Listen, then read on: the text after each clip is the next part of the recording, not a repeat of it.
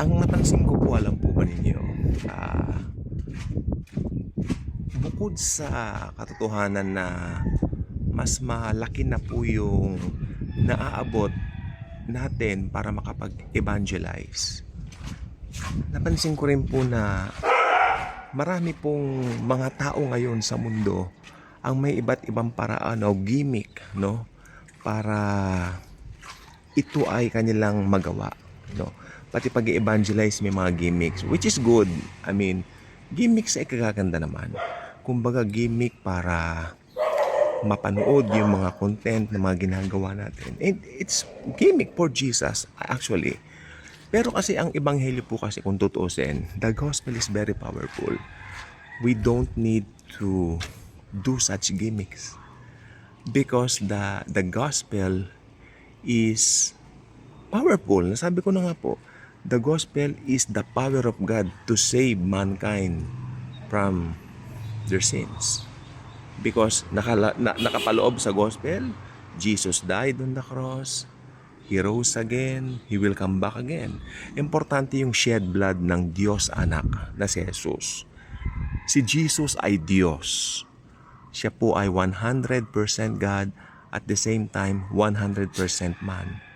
Very unique ang kanyang person.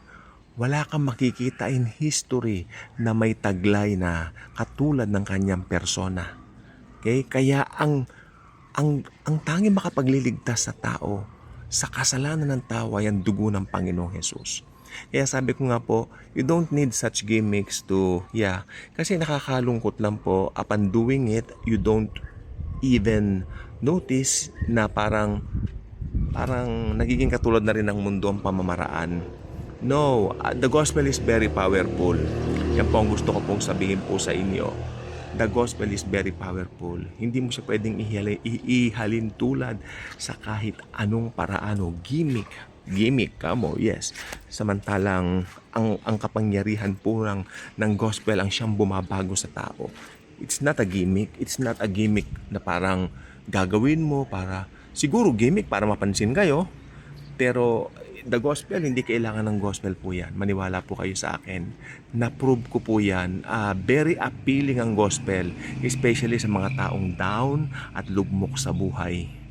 Pag may nakausap ako ng mga tao na may pinagdadaanan sa buhay, lalo yung mga may mga karamdaman, talagang attentive sila sa mga sinasabi ko tungkol sa gospel ni Jesus. Na kay Jesus, kasi yung mga may karamdaman po, unang-una, ang naisin po ng mga yan, gumaling yung gumaling agad doon sa kanilang illness o ailment or, which is normal. Siguro, ikaw ba naman may sakit ka, ayaw mong gumaling? Siguro, nasa mental hospital ka na pag ganon. Siyempre gusto mong gumaling. Pero ang style po kasi dito, gagaling ka kung nasa iyo nagpapagaling. Hindi ba? I mean, you really need to be freed, okay, from your sins first. I mean, you really need a savior sa kaluluwa mo. Secondary lang po yung paggaling o yung pagdating ng mga bagay na hinihiling mo na mangyari sa iyo sa mundong ito. Hindi mo gagawin priority ang mga bagay ng mundo.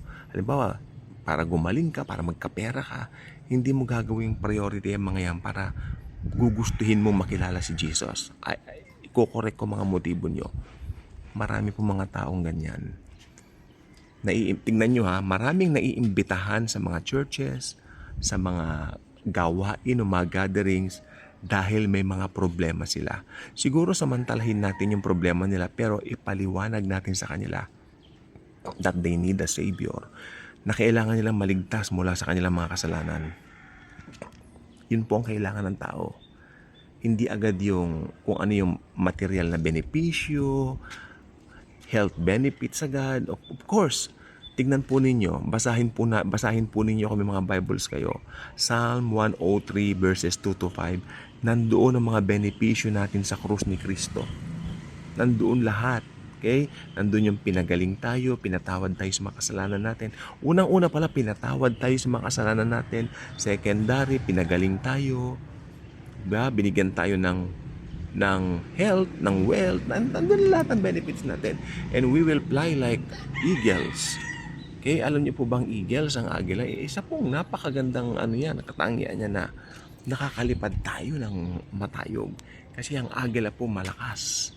Sa lahat ng mga ibon yan po ang malakas, no? Matalas ang mata. Inahalin tulad tayo dyan. At mahahalin tulad ka naman dyan, mabibigyan lamang ng katuparan sa iyo pa naging believer ka na ni Kristo. But if you're not yet a believer, I don't think so. May nagsasabi sa akin, Pastor, pag-pray mo, pagalingin ako sa sakit ko. Pastor, pag-pray mo naman na masolve yung problema ko. Pero ako talagang dinidiretso ko, no. You need Jesus first. You need to hear this. You need to hear the gospel. And then later on, kung talagang hinayaan nila magsangkin ang salita ng Diyos sa kanila, marirealize na lang nila na nawawala na yung focus nila doon sa problema nila. Nawawala na yung focus nila doon sa dating desire nila na sana yun ang mangyari sa kanila. Kundi, nalilipat na doon sa person ni Jesus. Kung ano yung ginawa niya sa kanila sa krus. Kung papaano kabigat yung siya'y namatay sa krus. Actually, bago siya mamatay sa krus, pinahirapan siya ng husto. Sobra po. Alam niyo po ba yung panglatigong ginamit sa Panginoon? Yung mga buto ng hayop na maliliit yon, na kapag yun daw ay talagang inihampas mo sa isang tao, pagka hinugot mo yon, pati laman ng mga tao sasama. And 39 times siyang hinampas. Kasi may bilang po yan sa mga Romans nung pinapahirapan pag pinapahirapan nila ang isang tao, may mga prisoners sila pinapahirapan nila, may bilang po yun. Okay? 40 minus 1 lashes ang tawag nila doon. E di 39, di ba? So 39 times siya ginanon. Kaya lasog-lasog na ang niya Jesus. Ang kanyang balat, ang kanyang habang lumalakad nga raw siya, hawak niya yung kanyang mabigat na beam, yung cross niya, no? Yung mga laman din niyang iba nalalaglag sa daan. Ayun ang sabi ng mga Bible scholars. So, ganun kahirap ang pinagdaanan ng Panginoong Jesus. And I hope hindi lang tuwing mahal na araw ito na nare-recall o naaalala o napagmumuni-munian o napagbubulay-bulayan. This should be every day, on a daily basis. We should really think about what Christ has done for us. Dahil napakaganda po ng ginawa ng Panginoong Jesucristo sa atin. Okay? Salvation ang kanyang ibinigay po sa atin. Salvation mula sa kasalanan. Okay? Number 1 po yun. Dahil yung iba, ang gusto nila agad, syempre, salvation agad mula doon sa kanilang, wala na po yung ulan. Kanina po kasi maulan kasi yung iba, gusto nila salvation mula doon sa mga problema nila, salvation mula sa mga finances nila, which is good, sabi ko nga po, pero hindi po ganyan ang ng Panginoong Jesucristo. Sa Panginoong Jesucristo po, you need to know Him first. You need to know Jesus first. That's the priority. Okay? And when you already know the Lord, the rest will follow. Di ba may nakalagay sa Bible, seek first the kingdom of God, and all these things shall be added unto you. I-a-add sa'yo. I-a-add na lang, no? I-a-add na lang yung mga benepisyong yun. See, hindi naman sinabing ibibigay sa'yo kundi i-a-add na lang. Kasi nasa iyo na Add na lang tayo. We are already blessed. We are not going to be blessed, but we are already blessed because of the Lord Jesus Christ Himself. The person of Jesus is very important. That's the very important person. He's the very important person na kailangan mong ma-meet sa buhay mo. If you're not yet a believer of the Lord Jesus Christ, now is the right time for you to decide to receive Him as your very own personal Lord and Savior. Tandaan mo, your very own personal Lord and Savior. Ayun, meron niya pong may nag-message po sa akin yung mga baha-baha. Pero in Jesus' name, tapos na po yung bagyong yan. Okay? Marami pong gagawin si Lord. Okay? So marami pong salamat sa panonood po niyo sa ating vlog sa morning na ito. Jesus is so good. Araw-araw, mabuti siya. Mga problema, wag isipin. Focus on Jesus at lahat ng yan, lutas na sa kanyang pangalan. God bless everyone.